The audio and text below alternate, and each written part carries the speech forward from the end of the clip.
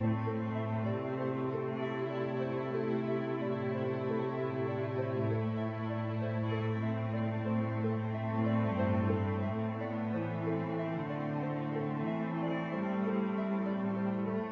is the main harborer and perpetrator and financer of terror around the world, responsible for the death of hundreds of Americans and others.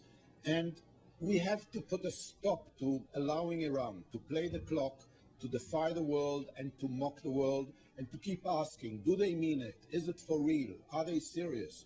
Of course they mean it. All we have to do is listen to their president, who threatens to wipe Israel off the face of the map, who threatens to terrorize the whole of the world. We have to listen to him, we have to take him at face value, and we have to act. And John Bolton, who I have great respect for and is a great friend, is right.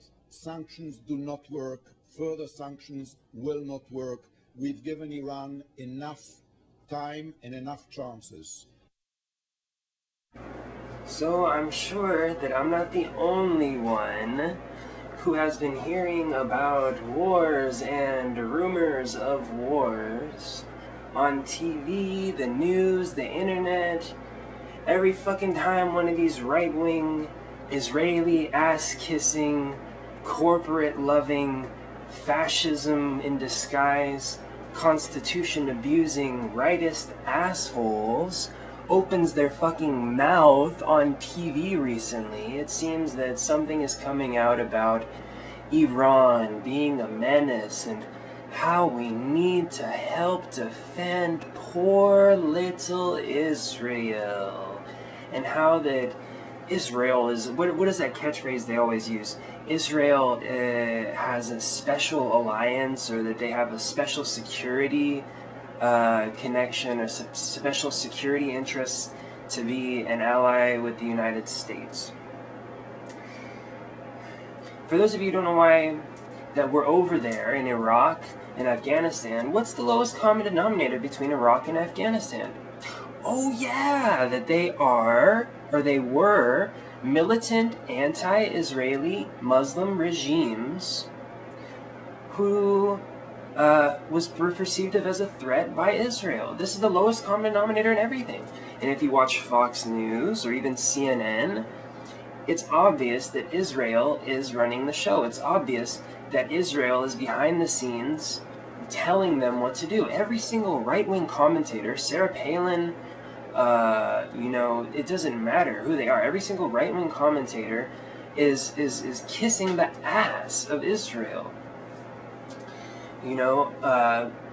So here we are, hearing this, all this stuff about how that Iran is a dangerous nuclear power, they're not democratic, they talk about wiping Israel off the face of the map, which is not true.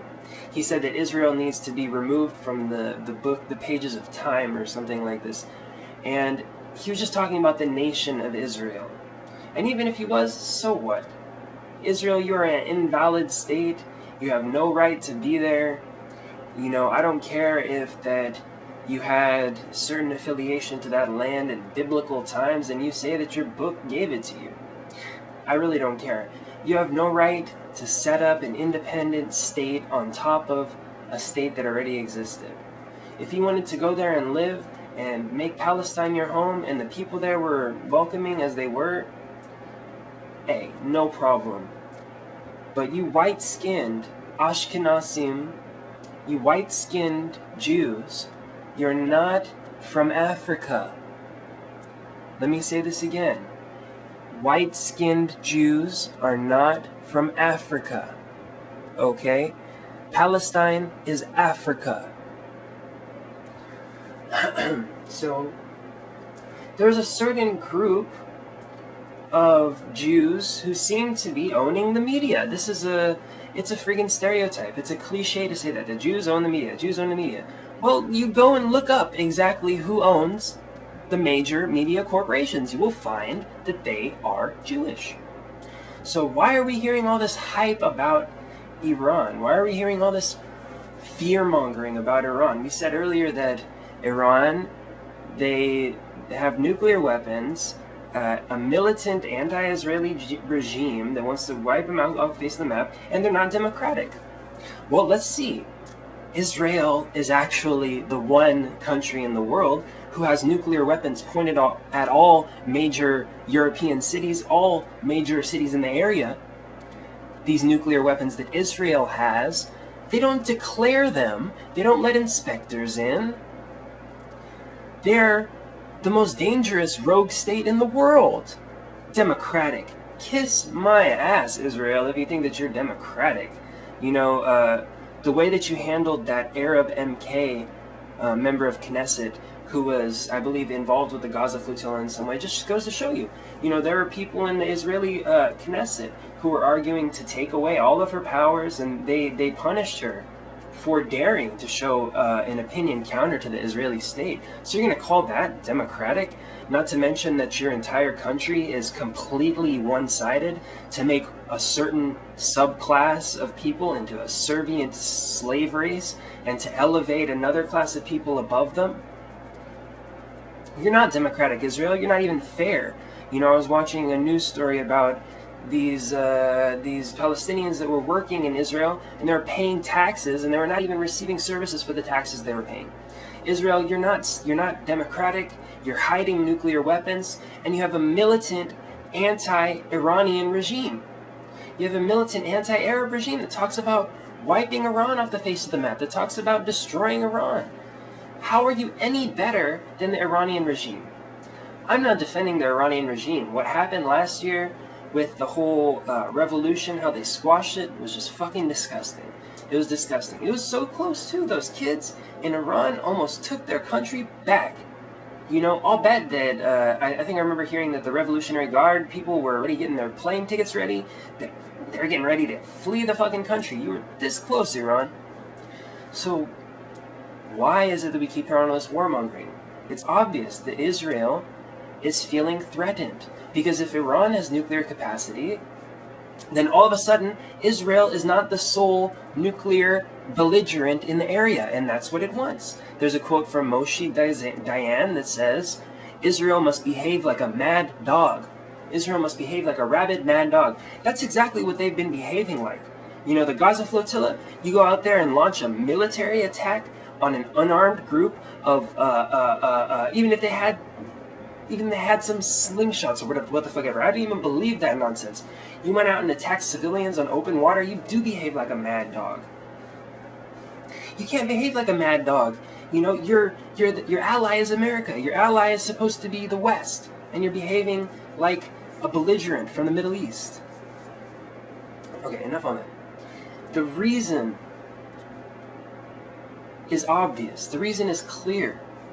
Israel does not want to lose its position as the sole nuclear power in the Middle East.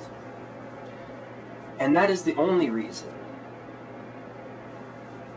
that we're hearing and we're seeing all of these news, quote-unquote, segments about how that, you know, Iran is a militant dictatorship ready to strike and attack and all this stuff. Iran is only preparing itself. Iran is only ready to defend itself.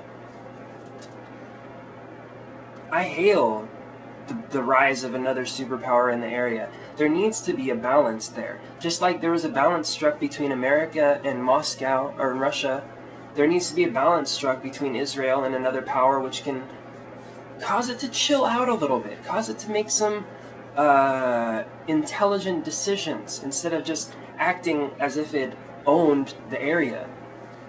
You know, if there's another war coming, which I truly believe that there is another war coming, it's going to be Iran and perhaps some of its allies versus Israel and some of its allies, which could include America,